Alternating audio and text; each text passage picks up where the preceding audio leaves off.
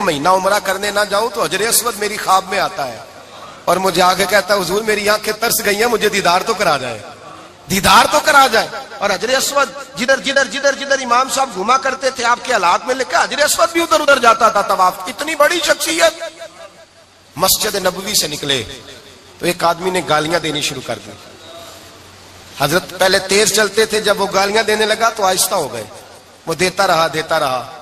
جب آپ کا گھر آ گیا تو آپ فرمانے لگے بھائی میرا مکان آ گیا ہے، کوئی بات اور کرنی ہو تو کر لے، میرے بچوں نے سن لیا تو تجھ سے ناراض ہوں گے۔ اور پھر وہ شخص کہتا جب یہ لفظ کہے نا تو مجھ پہ سختہ طاری ہو گیا، یہ کیا کہہ رہے ہیں؟ ہم تو دشمن کو بھی پاکیزہ سزا دیتے ہیں، یہ کیا کہہ رہے ہیں؟ حضرت نے کہا کوئی بات کرنی ہو تو کر لے، میرا مکان آ گیا ہے۔ وہ کہتا میں اس بات پہ بھی سختے میں تھا۔ تھوڑی دیر گزری تو فرمانے لگے بھائی ابھی تو تو نے میرے وہ عیب بیان کی ہیں جن کا تجھے پتا تھا، میرے اندر تو اور بڑیاں کوتاہیاں پائی جاتی ہیں، اور بڑیاں کمیاں، بڑی پتا سارا ہے سردار نو کیتیاں دا من نانم کے من دانم، تجھے کیا پتا میرے تو بڑے عیب چھپے ہوئے ہیں۔ وہ شخص کہتا ہے مجھ پر دوسرا بم گرا تو پاک محبوب کا پاک نواسا، پاک فاطمہ کے پاک پوتے اندر گئے۔ کہنے لگے ٹھہر جانا نا، رک میں آیا۔ کہتے اندر گئے، ایک بوتل سرکے کی لائے، ایک بوتل شہد کی لائے، 5 کلو کھجوریں لائے، میرے ہاتھ میں تھمائی۔ کہنے لگے تحفہ ہے۔ کہتے ہیں میں اب تو ماری گیا۔ میں نے کہا حضور یہ کیا ہے سارا کچھ؟ میں گالیاں دے رہا تھا۔ آپ فرمانے لگے جو تو کر رہا تھا وہ تیرا کردار ہے اور یہ جو میں نے کیا ہے یہ میرا کردار ہے، اس لیے کہ میرے دادا مولا علی شیر خدا حل عطا مشکل کشا، حضرت علی نے نصیحت فرمائی تھی کہ بیٹا جو گھر آئے وہ خالی ہاتھ نہیں جانا چاہیے، جو دروازے پہ آئے وہ خالی ہاتھ نہیں جانا چاہیے۔ حضرت پیچھے پلٹے تو وہ پیروں میں بیٹھ گیا۔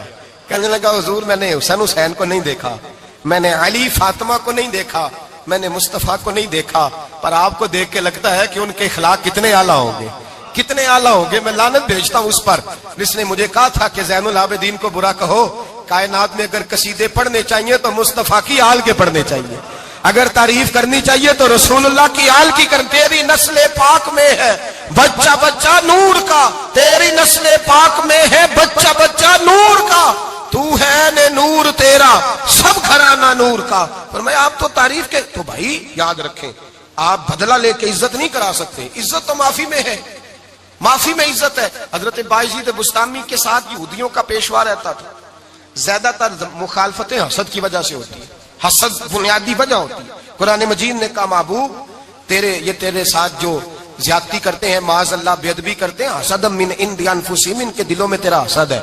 حسد بنیادی وجہ ہے اختلاف، حسد ہوتا ہے جو وجہ بنتا ہے۔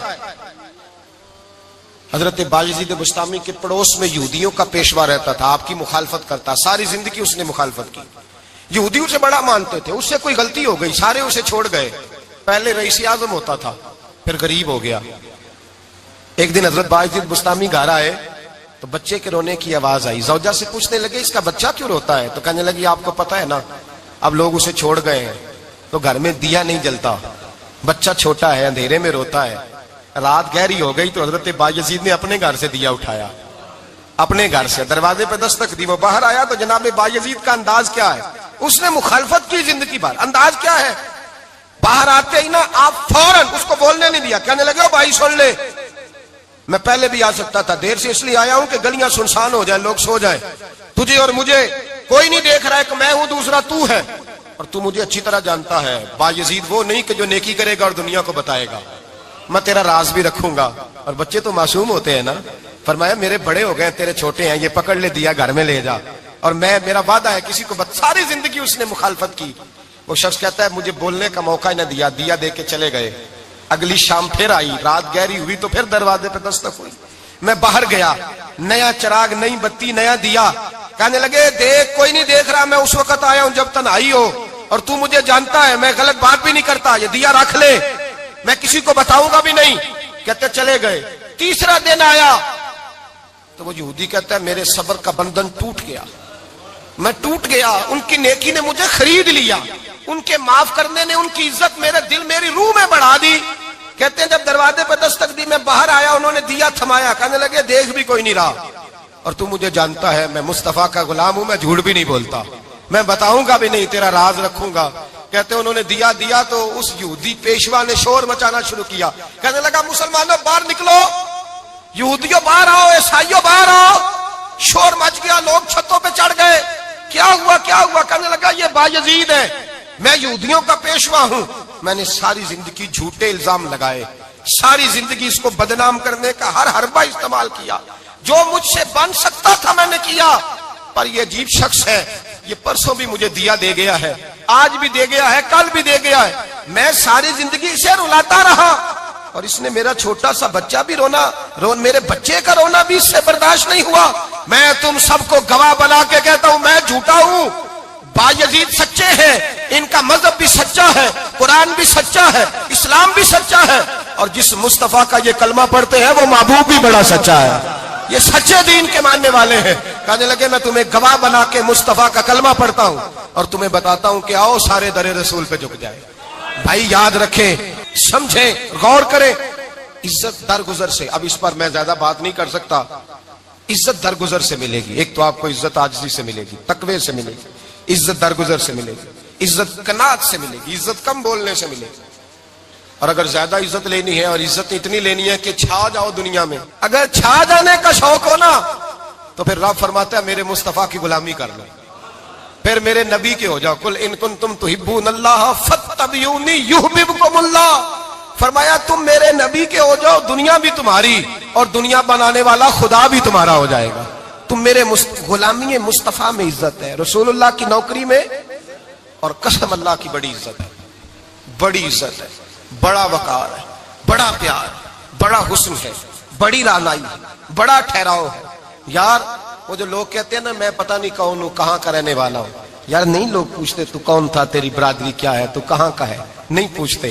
تیرے لبوں پہ اگر ذکر مصطفیٰ ہے تو دنیا تیری غلام ہے، اگر تو حضور کا ہے تو پھر سارے دامن مصطفیٰ سے جو بھی لپٹا وہ یگانہ ہو گیا، اور جس کے حضور ہو گئے اس کا زمانہ ہو گیا، جس کے حضور ہو گئے اس کا، اقبال کہتے ہیں قوت عشق سے ہر پست کو بالا کر دے، اور دہر میں اس میں محمد سے اجالا کر دے، کی محمد سے وفا تو نے تو ہم تیرے، کی محمد سے وفا تو نے تو ہم تیرے، یہ جہاں چیز ہے کیا لوح قلم تیرے۔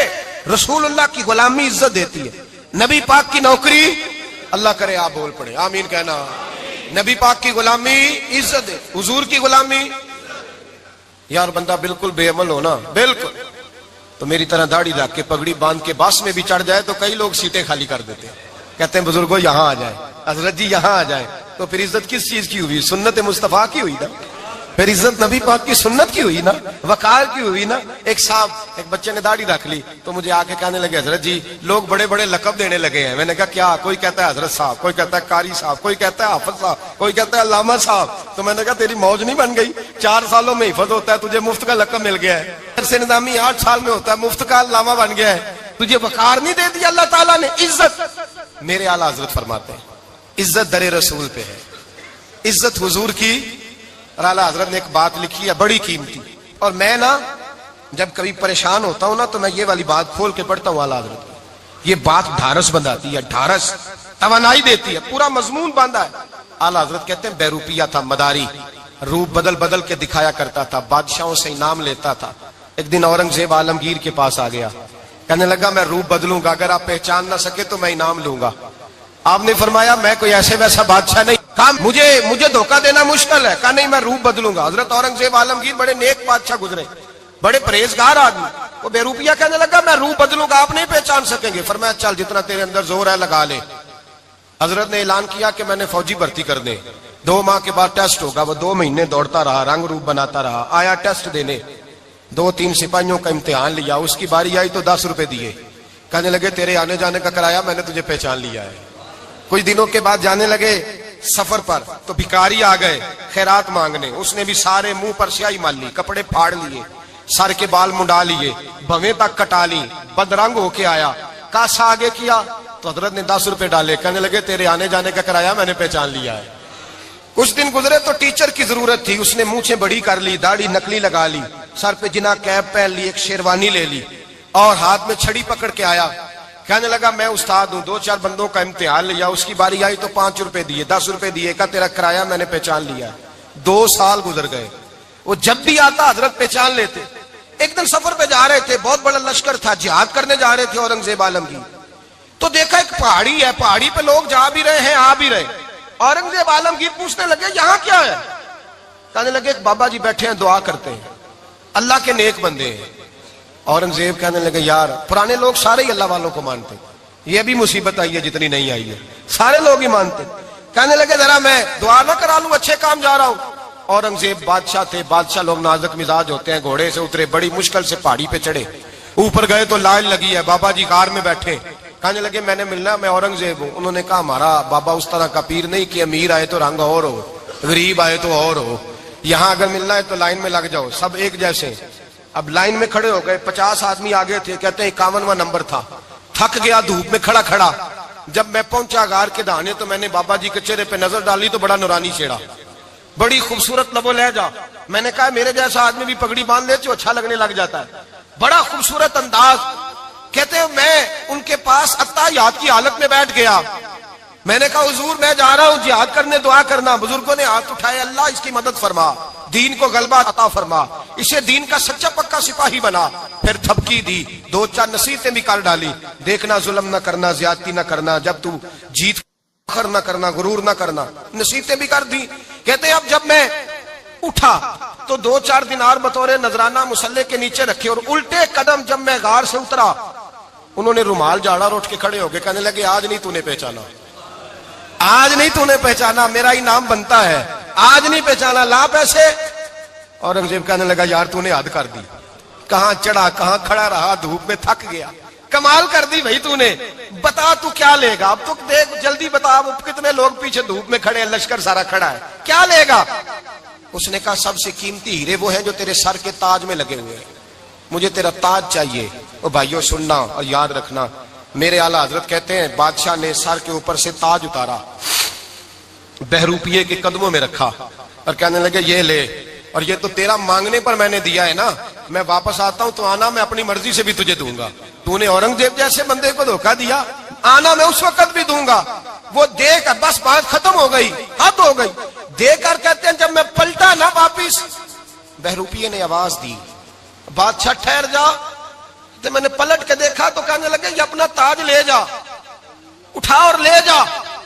میں نے کہا 2 سال بیت گئے تجھے محنت کرتے، آج قابو آیا تو لے جاؤں، کہنے لگا لے جا، مسئلہ سمجھ میں آ گیا۔ میں نے کہا مجھے بھی تو سمجھانا، تو کہتے ہیں وہ پھوٹ پھوٹ کے رویا، اس کی آنکھیں برس پڑی، سیلاب کی طرح آنسو بہ نکلے، تڑپا اور رو کے کہنے لگا بادشاہ میں نے جھوٹ موٹ رسول اللہ کی غلامی اختیار کی تھی، جھوٹ موٹ کی داڑھی، جھوٹ موٹ کی پگڑی، جھوٹ موٹ کا فقر، میں نے جھوٹ موٹ نبی پاک کا لباس پہنا ہے، تو تیرے جیسے بادشاہوں کے تاج میرے قدموں میں آ گئے ہیں، اگر میں سچ مچ رسول اللہ کا غلام بنوں گا تو اللہ کیا کچھ عطا فرمائے گا، اللہ کتنی نعمتوں سے نوازے گا۔ میرے اعلیٰ حضرت کیا فرماتے ہیں؟ اعلیٰ حضرت فرماتے ہیں فرشتے بھی کرتے ہیں تعظیم میری۔ کون جی؟ اللہ۔ ایسا عقیدہ بھی کم ملے گا جو بریلی کے امام کا عقیدہ ہے، ایسا بھی کم، کہتے ہیں فرشتے بھی کرتے ہیں تعظیم میری۔ کیوں؟ فرمانے لگے فدا ہو کے ان پر یہ عزت ملی ہے، فدا ہو کے ان پر یہ۔ حضرت سلمان فارسی گورنر تھے، کھانا کھا رہے تھے، دسترخوان بچھا تھا، رسول پاک صلی اللہ علیہ وسلم کا فرمان ہے روٹی کا لقمہ دسترخوان پہ گرے اٹھا کے کھا لو، اللہ تمہاری بخشش فرما دے گا، دسترخوان صاف ہوتا ہے۔ روٹی، بڑے گورنر تھے آپ، بڑے بڑے سفیر بیٹھے تھے، وزیر بیٹھے تھے، روٹی کا لقمہ گر گیا۔ آج تو لوگ فیشن میں عزت ڈھونڈتے ہیں نا، وقار ڈھونڈتے ہیں کہ میں جدید دنیا کے ساتھ مل جاؤں، میں معاذ اللہ لڑکی لڑکے اکٹھے بٹھا کے منگنی کروں تو میں ماڈرن شمار ہو جاؤں گا، میں بڑے بڑے ڈھول بجاؤں تو ماڈرن بنوں گا، میں اگر مہندی پہ سارے تماشے کر ڈالوں تو میں ماڈرن ہوں۔ دیکھو عزت کس بات میں۔ حضرت سلمان فارسی روٹی کھا رہے تھے، سفیر وزیر نہ جانے بڑے بڑے لوگ بیٹھے تھے، کھانا کھاتے کھاتے لقمہ گرا دسترخوان پہ، حضرت سلمان فارسی نے سمیٹا، منہ میں رکھا، پھر انگلی مار کے دسترخوان صاف کیا۔ ایک صحابی کان میں کہنے لگے سلمان کیا کر رہے ہو، کیا کر، آپ گورنر ہے، سوچئے تو صحیح، یہ لوگ کیا کہیں گے دنیا دار کے، مسلمانوں کو روٹی نہیں ملتی، اٹھا اٹھا کے کھا رہے۔ کان میں بات کی، کان میں۔ حضرت سلمان فارسی کان میں جواب دے سکتے تھے، کہہ سکتے تھے نہیں ایسے ہی کرنا ہے، انہوں نے کان میں بات کی، لیکن جناب سلمان فارسی اعلیٰ اعلان بولے، کہنے لگے ان 4 5 6 دنیا داروں کے لیے میں اپنے نبی کا طریقہ چھوڑ دوں، اپنے رسول کی سنت چھوڑ دوں، یہ 4-5 دنیا دار دنیا کی طرف دیکھ کے میں مصطفیٰ سے منہ موڑ لوں؟ پھر جوش جذبات میں سر سے پگڑی اتار دی، رونے لگے. آپ فرمانے لگے میں مدینے کے بازاروں میں کھجوریں اتارتا تھا، نوکریاں کرتا تھا. یہ جو میرے سر پر عزت کے بال ہیں یہ محمد عربی کے اگائے ہوئے ہیں، رسول اللہ کے اگائے ہوئے ہیں. اور بھائیو حد ہو گئی. حضرت بلال